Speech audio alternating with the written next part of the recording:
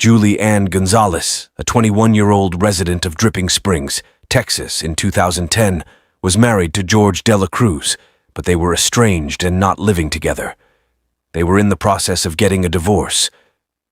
Julie and George shared a young daughter named Layla, who was around 2 years old at the time. Julie was known for her hard work as a pharmacy technician, dedication to her studies, and the time she spent with her daughter. Her loved ones described her as a kind-hearted individual who took her motherly responsibilities seriously.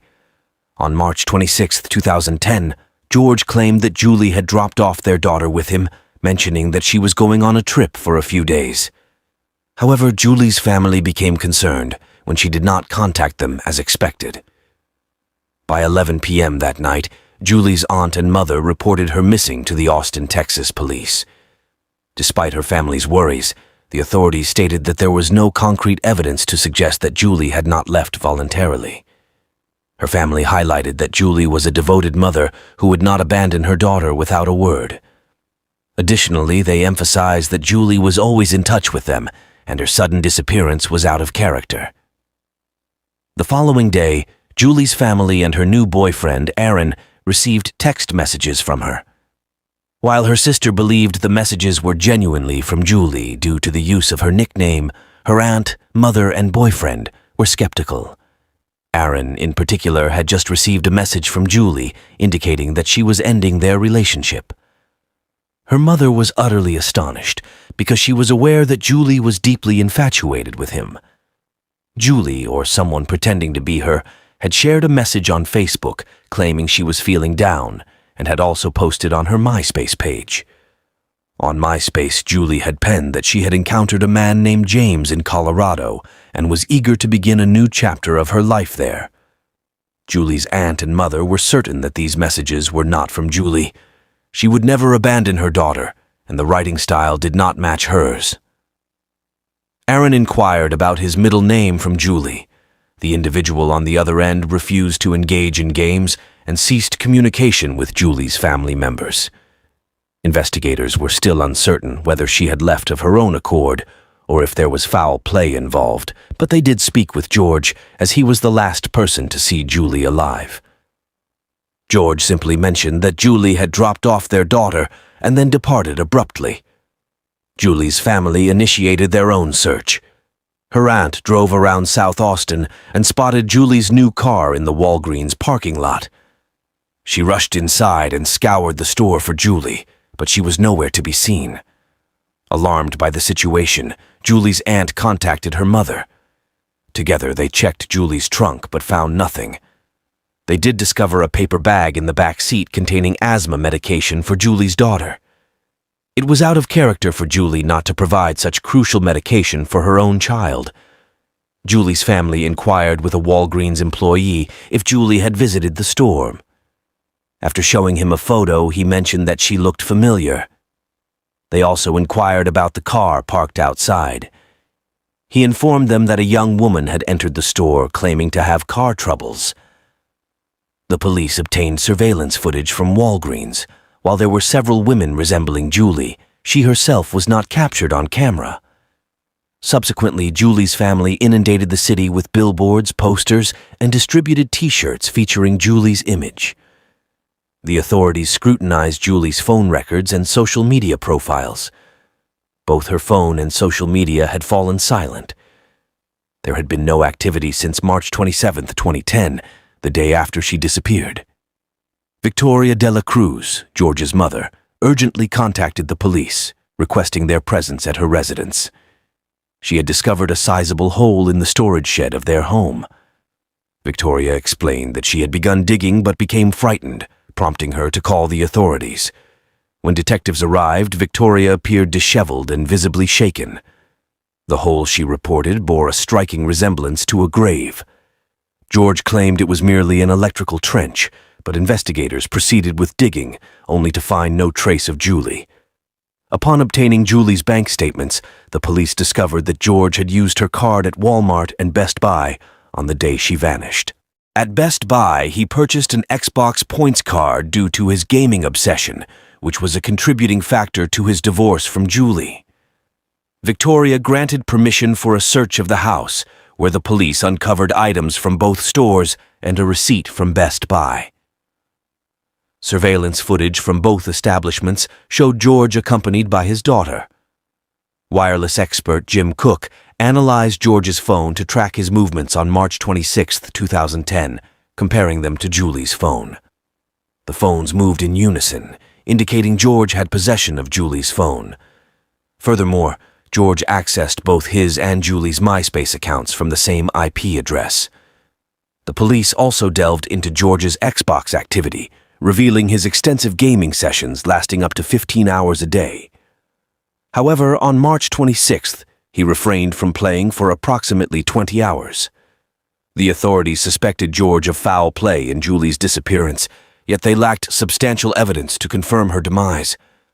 Regrettably, the investigation grew cold, leaving Julie's family in a state of uncertainty for 3 long years, forced to share custody with George. Julie's mother persistently inquired about her daughter's return, to which George repeatedly assured her that it would happen someday. However, on September 13, 2013, George De La Cruz was apprehended and accused of ending Julianne Gonzalez's life. Despite being offered a reduced sentence in exchange for cooperation, George adamantly denied any involvement, opting to plead not guilty. As the trial commenced in April 2015, George displayed no remorse, only nervousness. The prosecution, lacking Julie's body, aimed to convince the jury that she was beyond recovery. Although items like a knife, ammunition, and charred clothing were discovered in the De La Cruz's property, defense attorneys McCabe and Lauerman argued that the prosecution's case was riddled with inconsistencies and unanswered queries. George, described as an immature gamer, was deemed incapable of orchestrating the disposal of Julie's remains and concealing evidence within the given time frame. Ultimately, on April 22, 2015, George De La Cruz was convicted, prompting a moment of solace for Julie's grieving family. In October of 2016, George, who was 27 years old at the time, received a life sentence.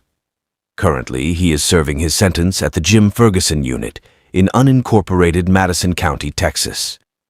He will have the opportunity for parole in 2043. Julie's family expressed their hope that George will eventually disclose Julie's whereabouts. They are eager for him to inform his daughter about the truth behind her mother's disappearance. In February 2023, a fire destroyed Julie's mother, Sandra Soto's house. Fortunately, Sandra and her family managed to escape unharmed thanks to their dog alerting them. Despite losing everything in the fire, a fundraiser was organized at Jack's Roadhouse in San Marcos to assist the family. The event included homemade barbecue and live music. The family found solace in the unexpected support they received from strangers as they navigated through this challenging time. Samantha, Julie's sister, remarked, "We have faced numerous hardships, and initially, I felt overwhelmed by this latest news. However, today's events demonstrate the enduring love and backing from not only our relatives and friends, but also individuals who are familiar with my sister, Julianne Gonzalez's story. It reassures us that our family and her story are not forgotten." Alexandra Kemp, born on October 11, 1982 in Leawood, Kansas, a city with a population of just over 30,000 people, was raised in one of the most affluent suburbs in the Kansas City metropolitan area. Known as Ally to her friends and family, she resided there with her parents and 2 brothers. From a young age, Ally displayed remarkable energy and enthusiasm, actively participating in 19 different sports teams and engaging in various extracurricular activities throughout her school years. Soccer was her true passion, and she excelled both on the field and in her academic pursuits. Upon graduating from high school in 2001, Ally pursued her dream of studying ecology at Kansas State University. Her desire to make a positive impact on others motivated her career choice. Ally even had plans to travel to Russia as part of an exchange program to assist orphan children. In 2002, after completing her freshman year of college, 19-year-old Ally returned home for the summer break. She sought a part-time job and cherished the opportunity to spend quality time with her loved ones before resuming her studies. Reuniting with her long-term boyfriend Phil brought her immense joy. Although they had chosen different universities after high school, they managed to sustain their relationship despite the distance, with summer breaks being their only chance to be together. Ally and Phil were fortunate enough to secure employment at the local public pool, and Ally's younger brother also joined them. Their work schedules were arranged consecutively, with Phil working mornings, Ally during the day, and her brother in the evenings. On Thursday, June 18th, Ally arrived for her shift, relieving Phil. Initially, she contemplated asking him to stay a little longer, but ultimately decided against it as they had plans for a date later in the evening. The day was rather gloomy, resulting in fewer visitors at the pool. Ally occupied herself at her desk, engrossed in a book, eagerly awaiting the end of her workday. As evening approached, her younger brother arrived at the pool to commence his shift. To his surprise, Ally was nowhere to be found. Ally's phone, keys, and personal belongings were left unattended on the table, but Ally herself was nowhere to be found. After thoroughly searching the area, he made the decision to contact their parents. Their father, Roger Kemp, hurried over, growing increasingly concerned as the situation seemed peculiar. He knew that Ally wouldn't simply abandon her belongings, including her phone, and leave work early. Roger meticulously combed through the entire area, meticulously checking every nook and cranny. Eventually, he arrived at the pump room. The room was enveloped in darkness, and initially he didn't notice anything suspicious. However, as he was about to depart, something caught his attention. In the corner, there was a blue tarp spread out, and a foot was protruding from beneath it. His heart sank as he approached, realizing that it was his daughter lying beneath the tarp. Ally was covered in blood and bruises, showing no signs of life. Additionally, her shorts and underwear were missing. Roger promptly dialed for an ambulance, but unfortunately the doctors were unable to save her. She passed away shortly after being admitted to the hospital. Medical experts determined that Ally had sustained a severe head injury, and the cause of death was strangulation. They also discovered numerous defensive wounds, indicating that Ally had fought back against her attacker. The police initiated an investigation and swiftly uncovered the first piece of evidence. There was an open first aid kit with a pill container on the floor of the pump room, near where the victim was discovered. It was sent to the laboratory, where experts found male DNA on the container and its lid. Biological samples were also found on Ally's clothing. After comparing all of these samples, experts concluded that they belonged to the same man, although he was not in the FBI database. The police commenced their search for potential suspects, beginning with Ally's boyfriend. Given the brutality of the assault, investigators considered the possibility that the assailant may have had personal motives. According to Phil, after his shift, he went to visit friends, and his alibi was corroborated by multiple individuals. In addition, he also provided his DNA sample, which did not match the perpetrator's. The same was true for Ally's father and brother, as they both promptly provided their samples as well. Roger was overwhelmed with grief and spent the entire night at the morgue, refusing to leave Ally's side. The following day, he delivered a heartfelt speech to the gathered city residents, expressing his gratitude for their condolences and vowing to find his daughter's killer at any cost. The news of the murder quickly spread throughout the community, shocking the locals who were unaccustomed to such heinous crimes. Consequently, the police received an abundance of tips, and almost immediately, they obtained their first lead. Several individuals who had been at the pool reported seeing a suspicious man lurking around the area the day before the murder, observing them from behind bushes and even filming them. Other witnesses mentioned spotting a man with a similar appearance driving a beige Ford pickup truck in the pool parking lot. None of them recognized the individual, making it unlikely that he was a visitor. Phil provided an additional intriguing detail. Ally had confided in him that she sometimes felt uneasy working alone, sensing that someone was watching her. Although she did not specify if she had seen anyone suspicious near the pool, the accounts of other witnesses suggested that it could have been the same man. Another lead emerged from Ally's friend, Laurel. On the day of the murder, Ally had called Laurel around 3 p.m., expressing her boredom. In response, Laurel decided to drive to the pool to keep her company. When she arrived, she honked her car horn multiple times, expecting Ally to come out and meet her. However, instead of Ally, a man emerged from the pump room and waved at Laurel. Assuming he was Ally's boss, Laurel believed that her presence might cause trouble for her friend and chose to leave. Detectives found Laurel's account significant, as they believed this man to be the likely killer.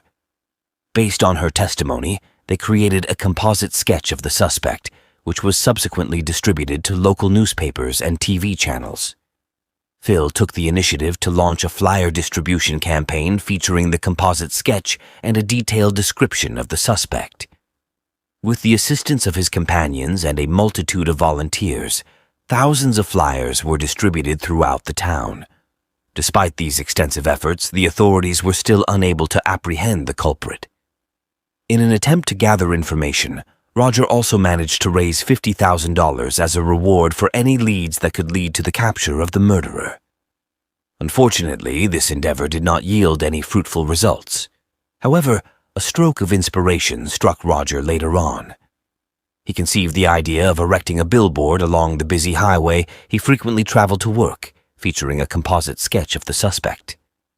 After discussing this idea with the police, they expressed their support. Nevertheless, they informed him that their department lacked the funds to rent a billboard, leaving Roger responsible for covering all the expenses. Roger reached out to a billboard rental company to inquire about the cost. Upon learning about his daughter's tragic murder, the company generously offered to provide the billboard free of charge, driven by their desire to assist in solving the case. Ally's father, taken aback by this unexpected turn of events, gratefully accepted their offer. Collaborating with the police, they designed a banner showcasing the composite sketch, the suspect's description, and details regarding the $50,000 reward. Once the billboard was erected, the police began receiving a substantial influx of tips, surpassing 1,000 within a few weeks.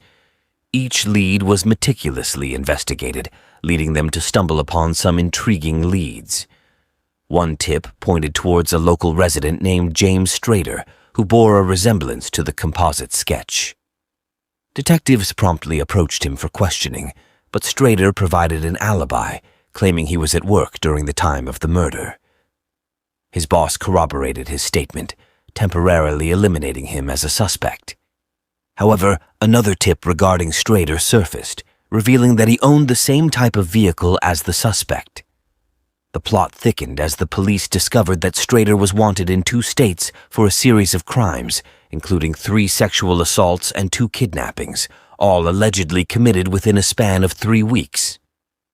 Shockingly, he had assaulted his ex-girlfriend and coerced her into accompanying him in search of a new victim.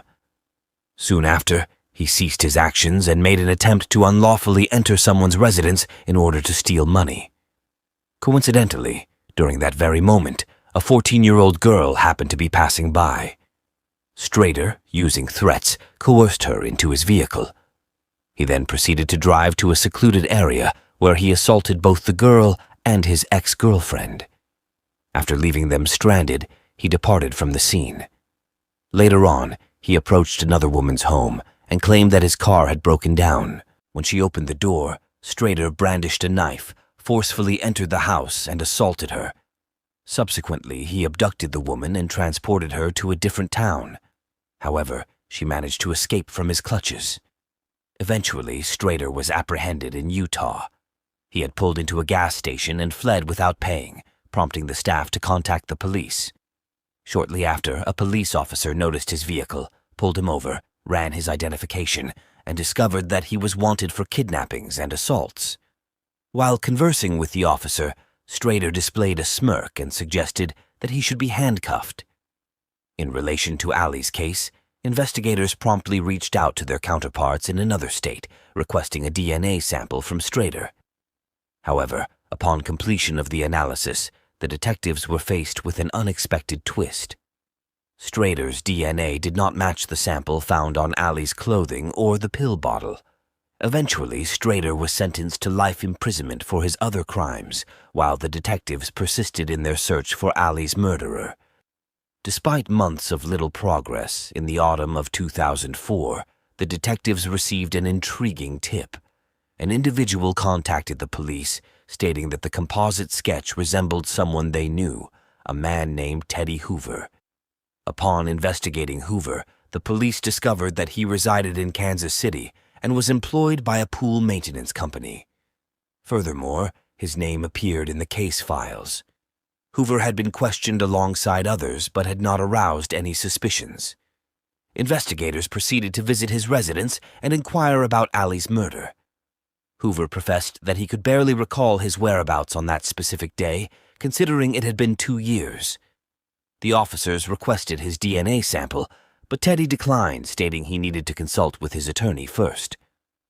Law enforcement did not hastily eliminate him as a suspect, yet they lacked any proof linking him to the crime.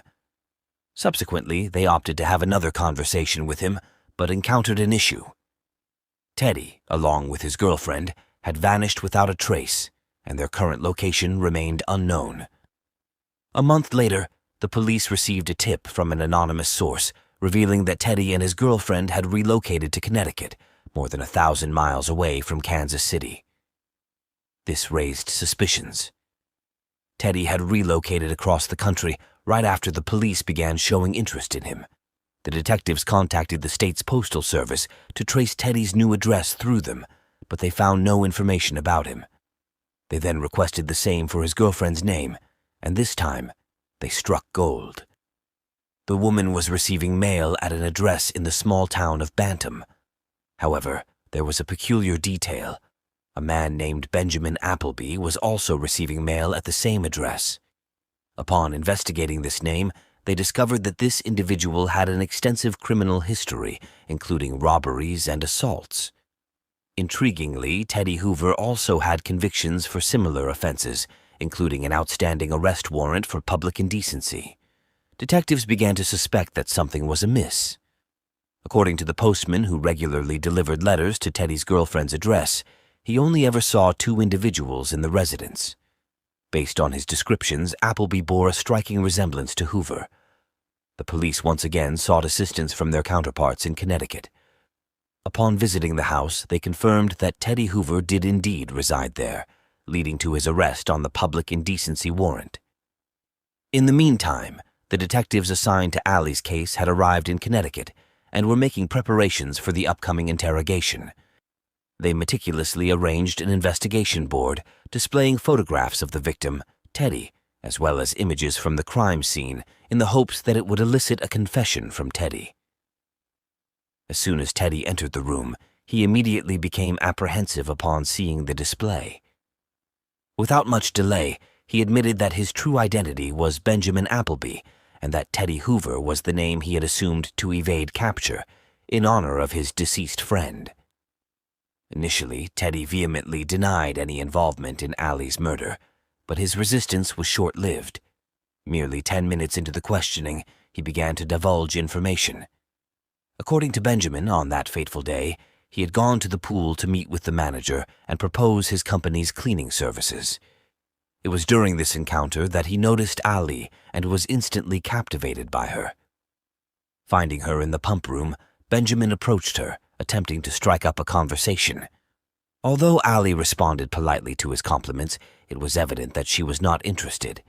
Undeterred, Benjamin persisted in showering her with compliments, but Ally remained uninterested and attempted to leave. In a desperate attempt to prevent her departure, Benjamin blocked the door with his hand and made an unwelcome advance towards her. When Ally pushed him away, he flew into a fit of rage and began assaulting her. Repeatedly striking her, he proceeded to remove her clothing with the intention of sexually assaulting her. However, upon hearing a car horn outside, he decided to strangle her instead. After concealing her body with a tarp, he ventured outside and noticed Ally's friend, Laurel, sitting in her car. Benjamin waved at her, and she drove away, oblivious to the horrific events that had just unfolded. Subsequently, Benjamin left the crime scene as well. Some time later, he made the ill-fated decision to return, only to arrive just as the medics were removing Ali's lifeless body from the pump room. It was at this point that the police questioned him, but he managed to avoid arousing any suspicion. Benjamin claimed to be unaware of the motive behind his heinous act and expressed remorse for his actions. He also confessed that he had developed genuine feelings for Ally, and when she rejected him, he lost control of himself. Following his confession, investigators promptly sent his DNA sample to the laboratory, where it was found to match the samples obtained. When questioned about why he took the pills, Benjamin claimed he was searching for a lubricant in the first aid kit. Following his arrest, he enlisted a lawyer who attempted to retract his confession, despite Benjamin's earlier reluctance to subject the victim's family to a trial. Nevertheless, with his DNA discovered on the victim's garments, the likelihood of evading punishment was slim.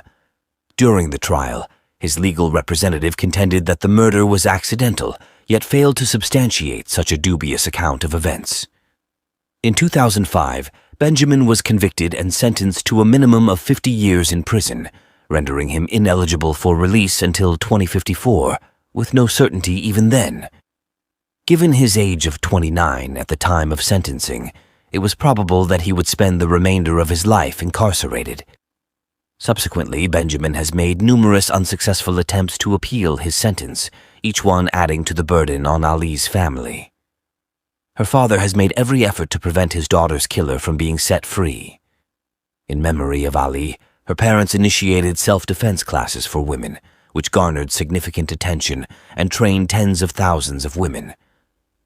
Ali's father was even honored with a visit to the White House by Barack Obama, who commended him for organizing the self-defense classes and emphasized their significance. Additionally, Roger was recognized for his innovative idea of displaying information about wanted criminals on billboards, a method that proved to be highly effective and previously unexplored. Nellie Hicks, a 59-year-old woman residing in Newark, California, shared her home with a housemate. After divorcing her husband 10 years prior, she single-handedly raised her 6 children. Nellie dedicated her time as a 4th-grade teacher at Ashland School in San Lorenzo. Tragically, on May 10, 1972, Nellie's housemate had a conversation with her around 1 a.m. before retiring to her own bedroom. Nellie, meanwhile, dozed off on the living room sofa, unknowingly marking the last time she was seen alive. The horrifying discovery was made 4 hours later, when one of Nellie's sons woke up to find her lifeless body, covered in blood, lying on the sofa. The police were immediately notified. Nellie had been brutally bludgeoned to death with a brick wrapped in pantyhose, and her body was found partially unclothed. The force of the blows had split her head open, leaving a gruesome scene. Additionally, she had been sexually assaulted. Investigation revealed that the killer had gained entry through an unlocked sliding glass door and used manicure scissors to cut her dress and bra. It was believed that Nellie was rendered unconscious before the assault took place, as her son, his wife, and her housemate were all asleep, unaware of the tragedy unfolding. Nellie's wallet was missing initially, but it was later discovered a few blocks away, alongside a pair of blood-stained panties. The only forensic evidence recovered by the police were fingerprints that remained unassociated with any specific individual for decades. The authorities thoroughly interrogated Nellie's housemate, family, ex-husband, and the men she had dated, yet no one was ever charged. The case remained unsolved for over 50 years. In 1979, another murder occurred with a strikingly similar modus operandi. Teresa Pica, a 48-year-old woman residing in Hayward, California, was found in her Edlow Drive home on May 15, 1979. Her 10-year-old twin daughter discovered her lifeless body slumped over the couch, face down. Teresa's nightgown had been pulled up, exposing her legs, and her hands were bound behind her back with rope. A blood-stained rock was found nearby, further adding to the gruesome nature of the crime. A shirt had been used to silence her, and it was noted that someone had forcefully opened a window in the living room. Later, a neighbor reported hearing movement near the house during the night. Pica's purse was missing, and her wallet, along with other personal belongings, were subsequently discovered in a neighbor's yard and in a garbage can down the street. Similar to Nellie's case, Teresa was sexually assaulted and murdered while her 3 daughters slept in the house. Over the years, numerous individuals were investigated in connection with the case, but none were ever charged. Following Pika's murder, the Newark and Hayward police linked the crimes due to the consistent behavioral pattern observed in both cases. This led to the belief that solving one case would lead to the resolution of the other. Evidence was collected at both crime scenes. However, DNA testing was not available at that time.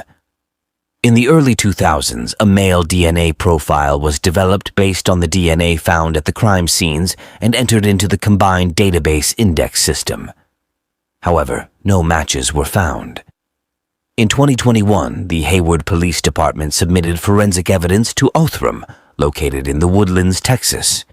Othram scientists successfully utilized forensic-grade genome sequencing to create a comprehensive DNA profile for the unidentified suspect.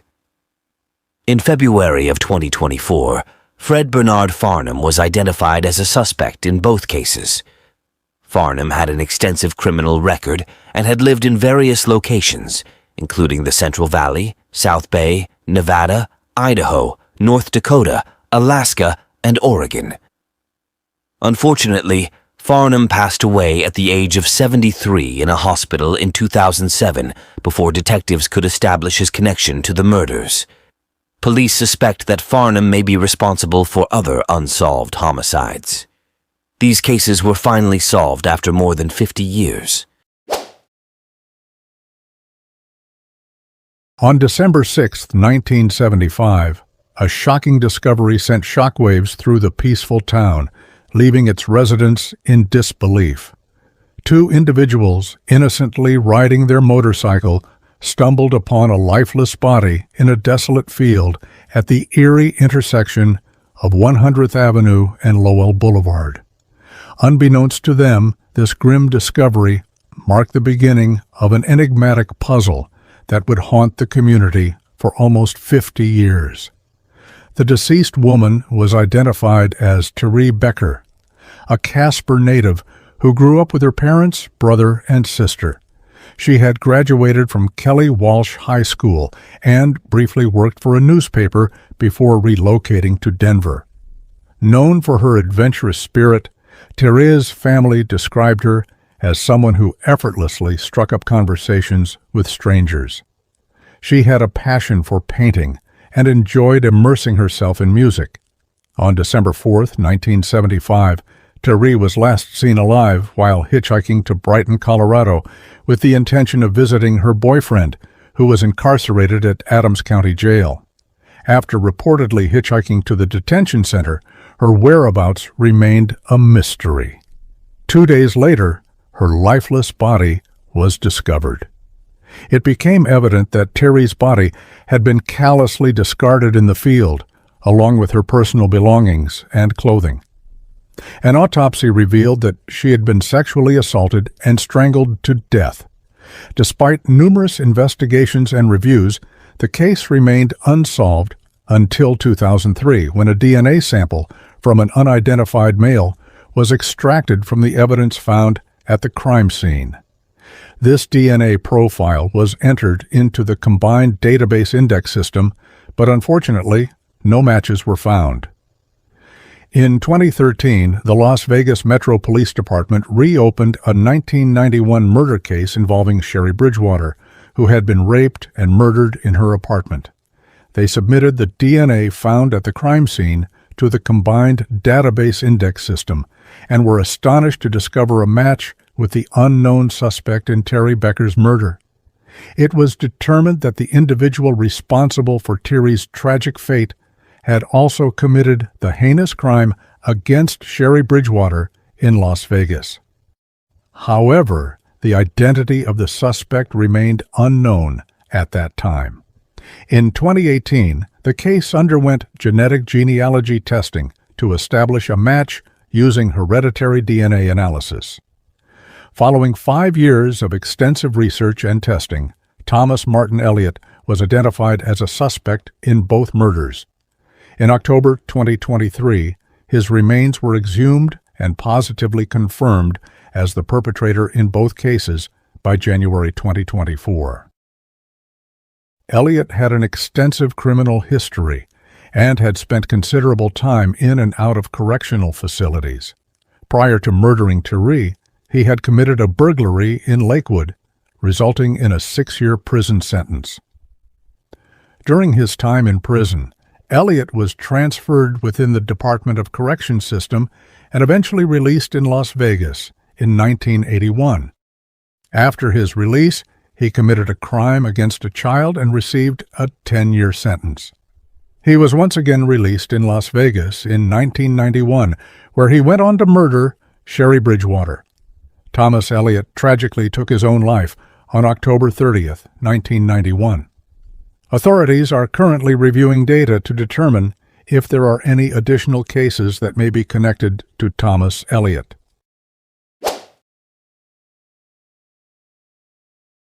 On the winter day of February 19, 1982, at approximately 5 p.m., law enforcement officers promptly responded to a distress call from a concerned neighbor regarding the Krauseneck residence at 33 Del Rio Drive in Brighton, New York.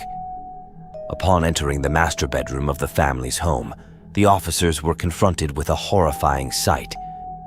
Kathy Krauseneck, tragically struck with a single blow to the head by an axe, was discovered lifeless on her bed. The circumstances surrounding this brutal act of violence raise questions as to the motive behind the killing. Was the perpetrator someone known to Kathy, or was it an unfortunate incident stemming from a random robbery gone awry? Today's narrative unfolds in the serene town of Brighton, New York, situated in Monroe County near the southeastern border of Rochester. This charming suburban community has its own unique character and is cherished by its residents. To delve into Kathy Krauseneck's background, she was born as Kathleen Schlosser in Mount Clemens, Michigan in 1952. Growing up in a modest working-class family, Kathy was one of 7 siblings. Known for her vibrant personality and blonde locks, she was well-liked during her time at a Michigan high school. It was during this period that she crossed paths with James Krauseneck, a reserved, amiable, and athletic young man hailing from a prominent local family. Although only a year older than Kathy, their connection blossomed not only in high school, but also during their shared educational journey at Western Michigan University. Despite their contrasting natures and differing family backgrounds, love prevailed, and the couple embarked on a lifelong journey together. In May 1974, Kathy and James exchanged vows in a church ceremony in Mount Clemens. The following year, armed with her bachelor's degree and James with his newly acquired master's degree, they relocated to Fort Collins, Colorado. It was there that James pursued his PhD studies at Colorado State University. While Kathy experienced the heartache of a miscarriage shortly after their move, she later gave birth to their beloved daughter Sarah a few years down the road. James successfully completed his doctoral dissertation and commenced his teaching career at Lynchburg College in Virginia. Despite being referred to as Dr. Krauseneck at Lynchburg, it is worth noting that he had not officially received his doctoral degree. His thesis was sent back for revisions, and James neglected to resubmit his work. Kathy encouraged him to seek a more profitable career path to provide a better life for their family, but he hesitated, likely due to his lack of necessary qualifications. Despite his desperate attempts to secure a raise, his request was denied. Eventually, he accepted a position as an economist at Kodak, joining the Kodak family of 60,000 employees. With his new high-paying job and financial assistance from his parents, the Krausenecks purchased a new home on Del Rio Drive in the Rochester suburb of Brighton, New York, close to the Kodak headquarters. After settling into their new residence, Kathy enrolled Sarah in Queen of Peace Nursery School nearby and made some friends. She also signed Sarah up for dance classes. Despite feeling somewhat isolated during James's long work hours and Sarah's activities, Kathy never voiced any complaints. By early 1982, they seemed to be living the American dream. They had a charming 3-year-old daughter, a well-kept suburban home, and James's new lucrative economist position at Eastman Kodak. However, trouble was brewing. Kodak officials were doubtful of James's PhD, as he delayed providing proof of his degree. This, along with work stress, caused him to become distant from his family. Kathy confided in friends that he often returned home from work in a bad mood. The couple had been experiencing difficulties for some time. Kathy was reportedly upset because he had lied about completing his PhD, causing strain in their relationship. She even mentioned the possibility of taking Sarah and returning to their hometown. Despite this, there were no reports of domestic violence. Unfortunately, tragedy would soon strike the Krauseneck family. Upon the morning of February 19, 1982, merely 6 months subsequent to relocating to their new residence, officers from the Brighton Police Department were summoned to a 911 call. James Krauseneck arrived back home from his workplace to discover his 29-year-old wife, Kathy's lifeless body, nestled in bed in an upstairs bedroom, with their 3.5-year-old daughter, Sarah, gazing out of the window. Upon entering the residence, the officers encountered a horrific crime scene in the master bedroom. Kathy was found lying in a pool of blood in her own bed, with a long-handled axe lodged in her skull. The murder weapon was retrieved from the couple's unlocked garage. Sarah had been at home with her mother all day, but remained unharmed. When questioned about his whereabouts that day, James stated that his wife and daughter were sound asleep when he departed for work at approximately 6:30 a.m. that morning. He mentioned returning home at 5 p.m. before discovering his wife's body. James recounted grabbing his daughter and fleeing the house, seeking help from a neighbor. When questioned, young Sarah mentioned seeing a malevolent figure, but her father prevented further communication with the investigators. The crime scene did not yield many clues. Although signs of a burglary were evident, investigators sensed that something was amiss. A broken window was discovered, along with silver and jewelry neatly arranged both upstairs and downstairs, as if deliberately left behind by the intruder. In the dining room, 2 candelabra and a silver tea set were found upright near a plastic bag. A screwdriver was located on the stairs. Kathy's purse was scattered in the dining room. The family dog had been confined to the basement. Interestingly, no items were reported stolen, leading investigators to suspect that the burglary was staged. The medical examiner determined that Kathy's demise resulted from a single axe blow to the head and brain while she was asleep. The handle of the axe had been meticulously cleaned, leaving no trace of fingerprints or DNA. The time of death was narrowed down to a 2-hour window between 6:55 a.m. and 8:55 a.m., which effectively eliminated Kathy's husband James as a suspect. This chilling case quickly gained notoriety in the media and became known as the infamous Brighton axe murder. During the initial investigation, one of the suspects considered by the investigators was Ed Larrabee, a convicted killer and sex offender who happened to live near the couple's residence at the time. Interestingly, in 2014, while serving time for an unrelated murder, Larrabee shockingly confessed to killing Kathy Krauseneck. However, his confession didn't align with the evidence. Larrabee claimed the murder took place during the summer of 1981, when in reality it occurred in the winter of 1982. It turned out that Larrabee had a reputation for falsely confessing to crimes he hadn't committed, seeking attention and notoriety. Some of the victims he claimed to have murdered were actually alive and well. The investigators faced a daunting challenge as they lacked substantial physical or circumstantial evidence to connect anyone to the crime. Despite their tireless efforts, the Brighton axe murder remained an unsolved mystery for many years, haunting the community and leaving Kathy's family desperate for answers. In a shocking turn of events, just a day after Kathy's tragic passing, James abruptly returned to Mount Clemens with their daughter Sarah, without even notifying Kathy's grieving family. This sudden disappearance severed all contact between Sarah and her maternal relatives, leaving them heartbroken and bewildered. 4 years later, in 1986, James remarried. However, the marriage was short-lived, lasting only 9 months.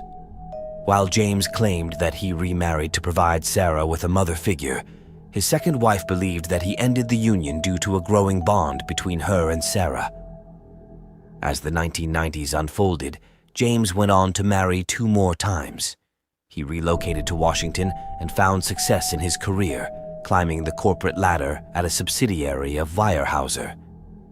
His professional journey took him to California and Georgia before he ultimately achieved the position of vice president of sales at the company's headquarters in Washington. Despite his tumultuous personal life, James seemed to have found stability and happiness with his 4th wife, Sharon. They enjoyed a luxurious lifestyle, seemingly leaving behind the shadows of the past. They purchased a beautiful 4-bedroom French country house in Gig Harbor near Tacoma. However, life took a different turn for Sarah as she moved to Texas and started her own family. Despite the distance, she remained closely connected with her father and stepmother. As the years went by, the case seemed to have hit a dead end until District Attorney Sandra Dorley and her team decided to dig deeper in 2015. They tirelessly searched for any evidence that might have been overlooked before. Among the discoveries was a delicate blue fiber made of glass, which originated from a shattered window in the house. Dorley attempted to match it with a previously untested blue knee sock found at the scene. Despite extensive testing, no DNA from an external source was found, effectively eliminating the possibility of an outside killer. The focus then shifted to Kathy's husband James as the prime suspect. However, charging him solely based on circumstantial evidence was not an option, and there was another obstacle to overcome. The timeline of Kathy's death placed James outside of the house at the time of the murder, seemingly ruling him out as a suspect. Nevertheless, Dorley and her team were determined not to let him off the hook so easily. They sought the expertise of renowned forensic pathologist Dr. Michael Baden, who had played a crucial role in numerous high-profile cases. After thoroughly examining all the relevant documents, including police reports, autopsy reports, photographs, and other evidence, Baden reached a significant conclusion. Contrary to the original medical examiner's findings, he believed that Kathy had died before James left for work that morning. Baden pointed out that the partially digested food in her stomach and the stage of rigor mortis her body was in indicated an earlier time of death. The initial examiner had observed rigor mortis setting in the evening of the crime, but Baden explained that it takes at least 12 hours for a body to reach that level of rigor mortis. Therefore, he concluded that the murder must have occurred between 9 p.m. the previous evening and 3 or 4 a.m. on the morning of the crime. In 2019, James Krausneck was arrested and charged with the murder of his wife based on Dr. Baden's analysis and other evidence. His trial commenced in August 2022. The defense argued that the evidence was circumstantial and suggested that Larrabee, who had already passed away, could have been responsible for Kathy's death. However, the prosecutors contended that there was no evidence of an intruder, the robbery was staged, and James was the only plausible suspect, especially considering their young daughter remained unharmed despite being present at the scene. Ultimately, the jury sided with the prosecution, leading to James Krausneck's conviction for second-degree murder. Despite this, his daughter Sarah, who is now 41 years old, continues to support her father and does not believe he had any involvement in her mother's murder. Conversely, after enduring 40 years of grief, Kathy's family finds solace in the fact that justice has finally been served. Annette Schlosser, Kathy's sister, shared with Spectrum News that their mother passed away without ever knowing who took her daughter's life, describing their experience as living in a state of torment. Annette firmly believes that no one could commit such a heinous act against her sister. However, Kathy's 95-year-old father was present in court to witness James being held accountable for his daughter's horrific murder. Now, the Schlosser family's sole desire is to reconnect with Kathy's daughter, as they have had no contact with her for several years. They express their hope that they can all find healing together after enduring this tragic incident. James Krausneck was eventually sentenced to 25 years to prison by a judge. However, 6 months later, he died in his cell. This tale revolves around Lori Nessen, a 15-year-old girl who tragically lost her life in 1974. For almost 5 decades, the identity of her killers remained shrouded in mystery until 2021, when they were finally apprehended. The resolution of this cold case was made possible through the combined efforts of scientific advancements, relentless detective work, and a crucial tip prompted by a media report. Lori, a bright student at Eastmore High School in Columbus, Ohio, had aspirations of becoming a lawyer and advocating for the vulnerable. However, her dreams were abruptly cut short. On the fateful night of September 27, 1974, after attending various social gatherings with her classmates, Lori decided to walk home alone. Despite offers for a ride, she declined, as her destination was merely a short distance away. Tragically, instead of reaching her home, she was discovered the next morning unclothed in a desolate roadside ditch on Rose Hill Road in Reynoldsburg. Her mother had already reported her missing by that time. Lori's body exhibited signs of bruising and assault, and her scattered clothing spanned several miles along the road. Initially, her death was not classified as a homicide, but rather as asphyxiation by unknown means. Although investigators recognized that Lori had been smothered and physically attacked elsewhere, they lacked substantial evidence to take further action. After conducting interviews with Lori's classmates due to her young age and last known whereabouts, authorities discovered that a red car may have been linked to her or following her. Despite recovering Lori's clothes from a rural county road months ago, the lack of advanced technology hindered the extraction of DNA evidence. Despite following up on every lead diligently, the case eventually went cold due to a lack of connections and an undetermined cause of death. The authorities were unable to obtain warrants in this situation, and subsequent reviews in 1998 and 2007 yielded no progress due to insufficient evidence and limited DNA testing capabilities. It wasn't until 2019 that Reynoldsburg patrol officer Craig Brafford's intuition led to the case being reopened. After uncovering inconsistencies that pointed to foul play in Lori's death, Officer Brafford presented the evidence to the Franklin County Coroner's Office in September 2020, resulting in Lori Nessen's death being officially classified as a homicide. Lori's family had suspected foul play all along, with her sister, Toni Hastings, emphasizing the need for justice. The case took a significant turn in December 2020 when a news station shared an article on Lori's case, prompting a tip that could potentially change the course of the investigation. Following the broadcast, Police Sergeant Jim received a crucial phone call from a cousin of the late Karen Adams, whose tragic story bore striking similarities to Lori Nessen's case. 17-year-old Karen Adams was tragically murdered 6 months after Lori on March 9, 1975. She vanished while on her way to a friend's house. The following day, Karen's lifeless body was found in a ditch in Blacklick, Ohio, just under 4 miles from Reynoldsburg. Similar to Lori's case, Karen's murder remained a mystery for many years.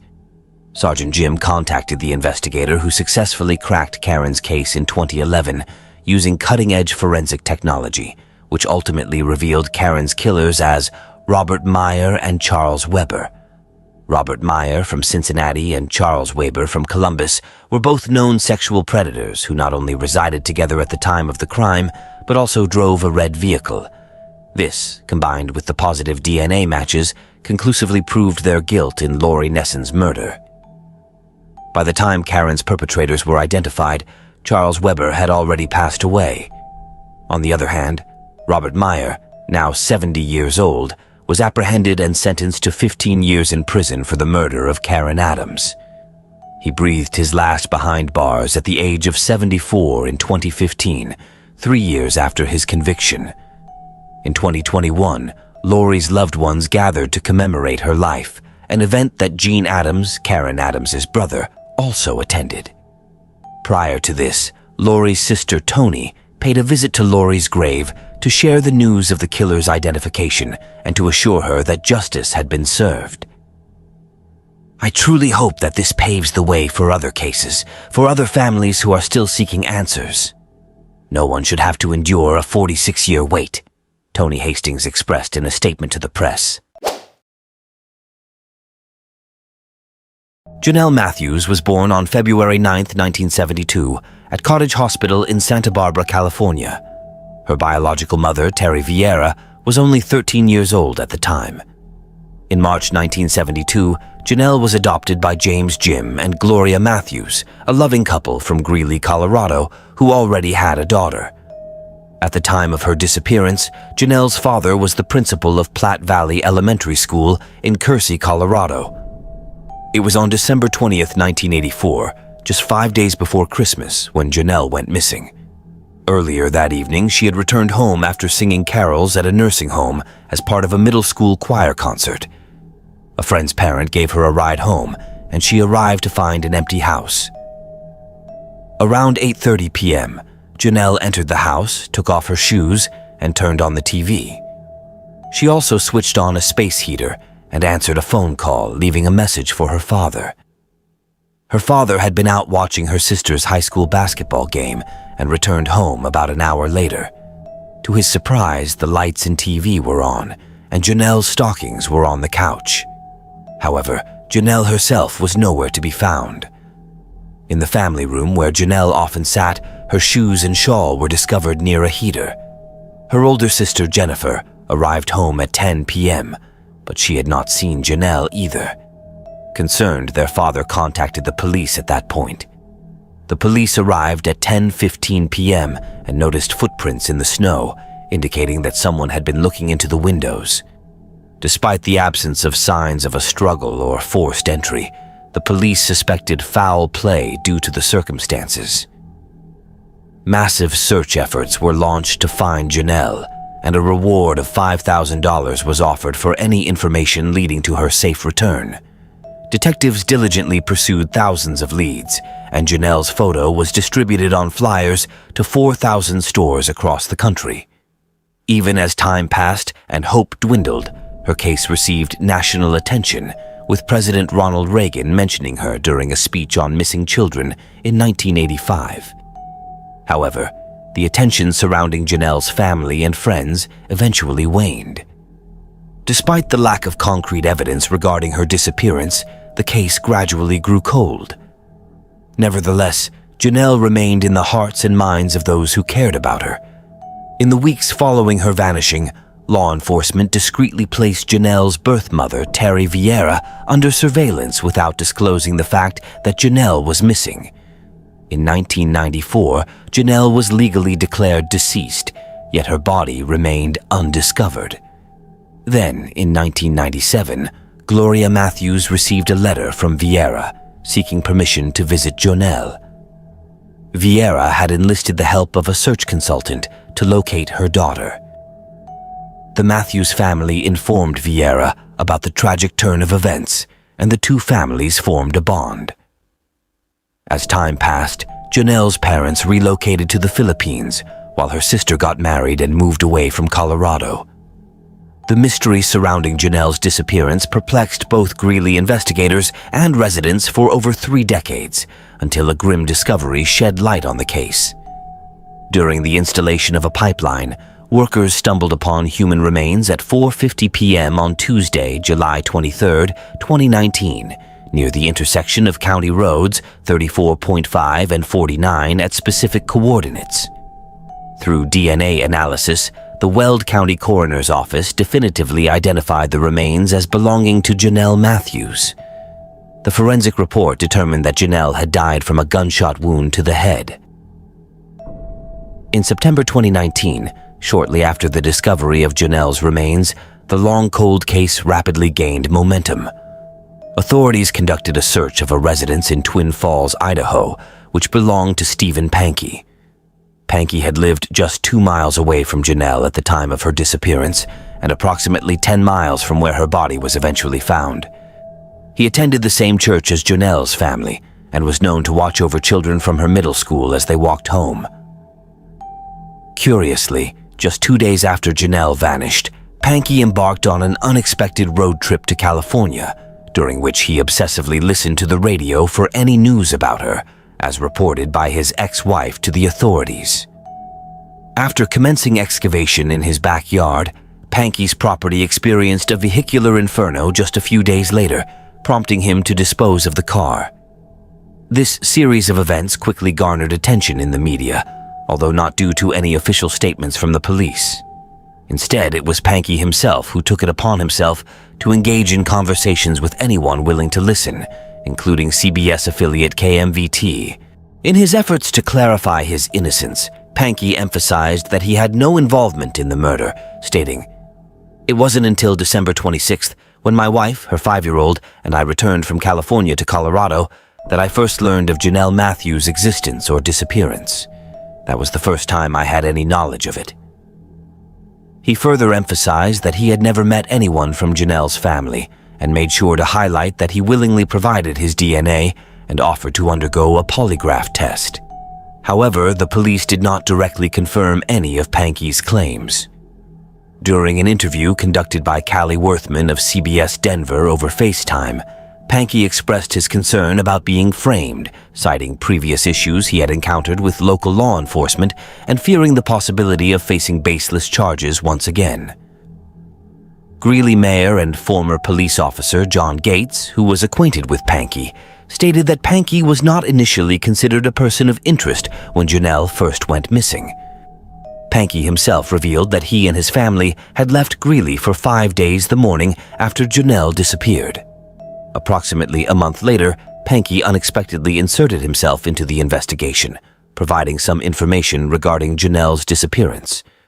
According to Panky, his father-in-law, who worked as a groundskeeper at a Greeley cemetery, shared unsettling details with him 7 days after Janelle vanished. Allegedly, his father-in-law had been contacted by a police officer who claimed to have a body that needed to be buried. Panky explained to KMVT that he decided to share information with the FBI out of fear that he might be wrongly implicated in Janelle's murder. The story sounded quite unbelievable, and there was no way to verify if he actually visited the Federal Bureau of Investigation. Police records revealed that Panky had previous encounters with the Greeley police for unrelated issues, mostly involving minor offenses like causing a disturbance and harassment. Interestingly, the day before Janelle vanished, Panky was arrested at a bank for harassment and criminal trespass. On October 12, 2020, he was arrested for kidnapping and first-degree murder in connection with Janelle's case. Panky pleaded not guilty to these charges.